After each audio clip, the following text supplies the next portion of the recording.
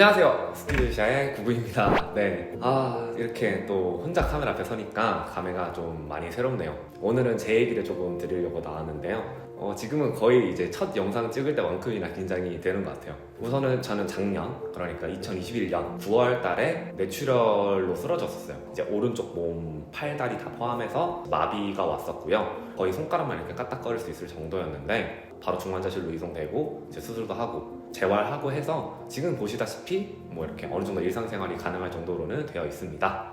이 투병 생활을 하다 보니까 진짜 사람들이 느끼는 게 많아지더라고요. 그래서 좀 그런 느끼는 점들을 바탕으로 내 얘기를 한 번 더 풀어내보고 싶다라는 생각을 해서 돌아오고 싶다고 얘기 드렸고, 어서 와라 이렇게 환영해 주는 덕분에 이렇게 다시 인사를 드릴 수 있게 되었습니다. 사실 뭐 시청자분들도 그렇고 이제 친구들도 그렇고 다들 이제 제일 많이 물어보는 게 어땠어? 이런 질문인데, 뇌출혈이 발생했을 때 나한테 뇌출혈이 일어났다 이런 자각이 사실은 없어요. 되게 상황이 긴박하게 이렇게 돌아갔어요. 저는 다행히 의식을 잃지는 않았기 때문에 제가 신고를 했는데 이제 뭔가 웅성웅성해요. 병원이 내 환자는 되게 미급한 환자거든요. 응급실 중에서도 물어봤죠. 저 어떻게 된 건가요? 근데 뇌출혈입니다 하는 거예요. 근데 그거를 들어도 그냥 그런가 보다 이렇게 싶어요. 중환자실 올라가는 순간부터는 절대 안정이에요. 아무랑도 못 만나고 아무것도 못하고 그냥 누워만 있는 건데, 그냥 사실 실감이 잘 안 났다고 말하는 게 제일 맞는 것 같아요. 그래서 몸이 안 움직이는 것도 그냥 뭐 뇌출혈이 일어났다고 하니까 출혈이 멎고 출혈이 이제 흡수되면은 당연히 돌아오지 않을까? 이런 생각을 좀 했던 것 같고, 그래서 제가 이렇게 뭐 거의 평생 이렇게 고생하게 될 일을 겪게 됐다라는 자각이 많이 없었죠.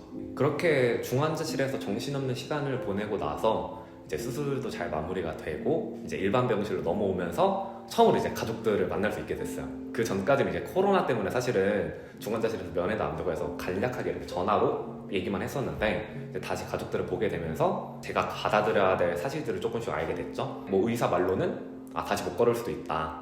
진짜 기적이 일어나면 6개월이 지나고 나서 걸을 수 있게 됐다. 그런 말 들으면은 막 진짜 듣자마자 눈물이 막 쏟아질 것 같은데 그냥 너무 아무렇지도 않은 거예요. 이게 내 얘기인가 남의 얘기인가 싶을 정도로 와닿지가 않으니까 그 일반 병실에 있는 한 달 정도는 사실 뭔가를 받아들이고 그거에 대한 어떤 감정을 느끼고 이럴 새도 없이 정말 한 달 동안은 눈물도 안 났거든요. 그래서 그때는 되게 좀 정신이 없었고 내가 처한 상황이 뭐구나 라는 거에 대한 감이 오기 시작한 게 재활병원으로 옮긴 후부터인 것 같아요.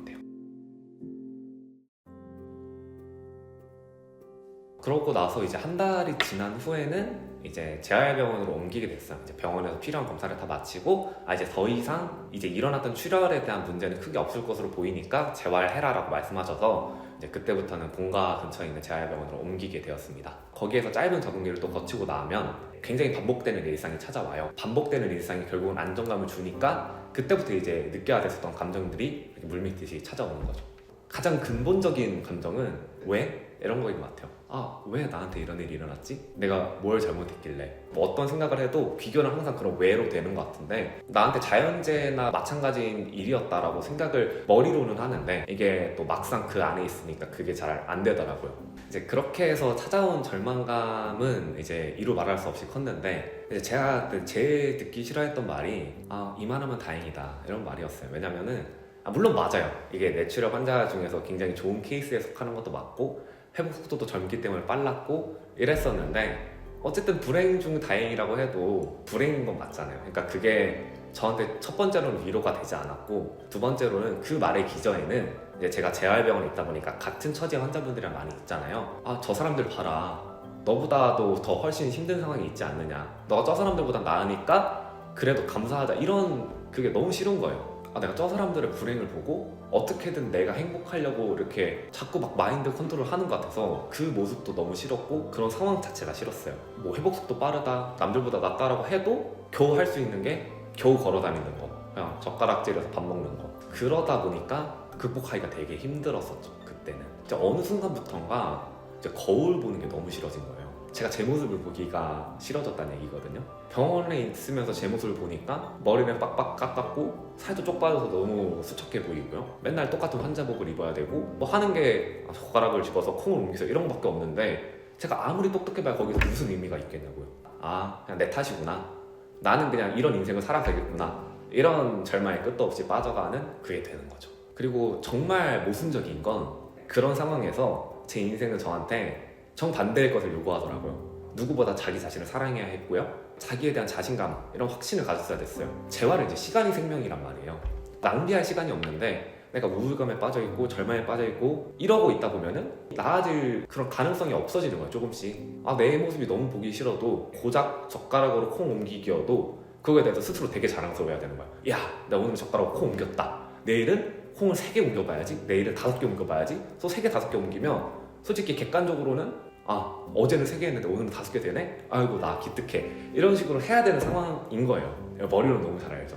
근데 감정적으로 그렇지가 않으니까 그걸 극복하는 게 되게 힘들었던 것 같아요. 운 좋게도 그러니까 제가 하는 만큼 결과가 나왔어요. 거기서 치료해 주시는 분들이 대부분 20대 중후반 정도 나이대세요. 외로운 상황에서 그분들이 정말 많이 도와주셔서 힘을 많이 얻었고, 근데 무엇보다 언제나 저를 이렇게 무한하게 지지해 주시는 이제 주변에 가족들이 있었고, 또 그냥 이제 제 소식 듣고 안타까워하고 걱정해 주실 많은 분들, 그 다음에 특히 이제 연애도 안 되는데 그냥 창문으로 얼굴 이렇게 한번 보겠다고 이렇게 찾아주는 친구들, 이런 분들 덕분에 좀 힘을 낼 수 있었던 것 같아요. 네, 어쨌든 이렇게 장황하게 말씀드린 이런 부정적인 얘기들을 나 이렇게 힘들었어를 얘기하려고 이게 선 건 아니거든요. 저한테도 뭔가 전환점이 있었어요. 이게 재활하다가 이제 제가 조금씩 걷는 걸 넘어서 뛰기를 연습할 수 있는 시기가 있었는데, 한번 제가 이렇게 런닝머신을 맨날 걸으면서 타다가 한번 이러면 한 30분 정도 이제 가볍게 뭐 조깅을 했었죠. 물론 그 뭐 완벽한 조깅도 아니에요. 되게 엉성하고 뭐 발도 이렇게 안 맞고 넘어질 뻔한 적도 많고 이러는데 어쨌든 쉬지 않고 30분을 조깅을 했어요. 근데 딱 그렇게 하고 나니까 뭔가 제가 희망이 그게 딱 보이기 시작한 거예요. 그래서 그때를 기점으로 그런 부정적인 감정들이 정말 눈 녹듯이 사라졌어요. 저는 그냥 그때 제가 너무 좋았어요. 이제 그때를 기점으로 제일 좀 와닿게끔 말씀드리면, 내가 서울대생인 건 아무 의미가 없다. 나한테 서울대 아무짝에도 의미 없다. 이런 느낌이 된 것 같아요. 그러니까 무슨 말이냐면 되게 자존감이 높았다고 말씀드렸었잖아요. 근데 지금 생각해보면은 그때 자존감이 진정한 자존감이라고 말할 수 있을까? 아닌 것 같아요.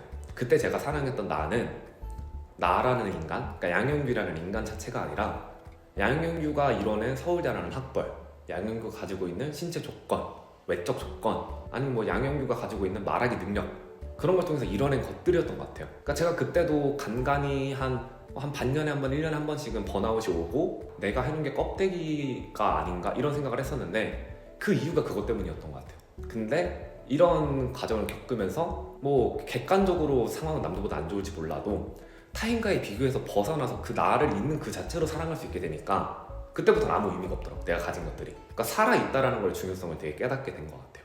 이제 지금의 나는 서울대생인 양현규도 아니고 뭐 스튜디오 크리에이터인 양현규도 아니고 또 뭐 어떤 수식어구도 안 붙는 그냥 양현규의 삶을 살아가고 있습니다. 사실 서울대생이라는 타이틀이 아직도 제게 그렇게 의미가 없는 건 아니에요.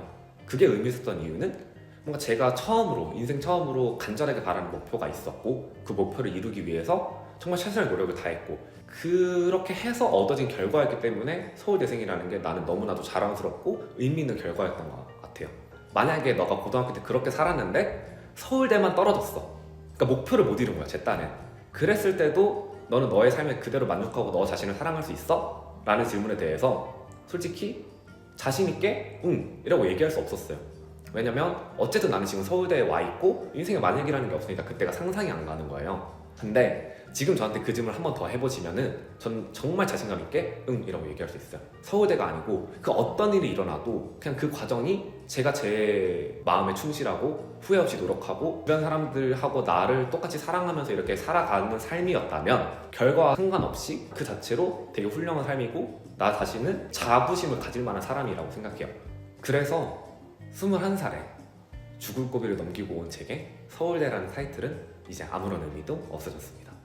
어쨌든 이렇게 뭐 장황하게 좀 얘기를 드렸는데 뭐 듣다가 나가신 분들도 있을 거고 뭐 강연도 아닌데 뭐 이렇게 장황하게 얘기 드렸습니다. 제가 병원에 있을 때 저보다 객관적으로 진짜 상황이 안 좋고 되게 재활도 안 되고 하는데 저보다 훨씬 행복해 보이시는 분들이 되게 많았어요. 그냥 있는 그대로 나 자신에게 집중하고 나한테 포커싱을 맞춰서 그냥 살아가시는 거예요. 뭔가 타인과의 비교에서 이제 벗어나시고 나 자신에 대해서 좀 더 집중하고 돌아보는 시간을 지금부터 가져보셨으면 좋겠고요. 그리고 아마 이 시청자분들의 대부분을 차지하고 있을 때 입시를 하고 계신 분들에게도 한마디 드리자면 제가 서울대가 의미 없어졌다고 해서 봐봐 서울대생도 서울대가 의미 없대 공부 안 해야겠다 이러라는 게 아니라 이제 중요한 거는 나한테 집중하는 거고 여전히 저는 어떤 내 인생 목표를 정해놓고 그거에 대해서 최선의 노력을 다해서 얻는 게 되게 많다고 생각하는 거예요. 그리고 입시는 그거를 인생에서 거의 대부분의 학생들에게 처음으로 경험해 볼 수 있는 되게 좋은 기회예요.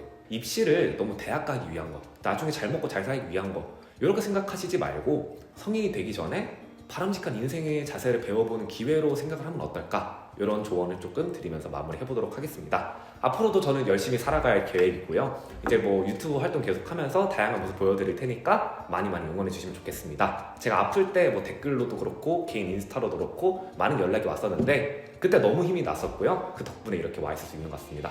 감사합니다, 여러분. 안녕.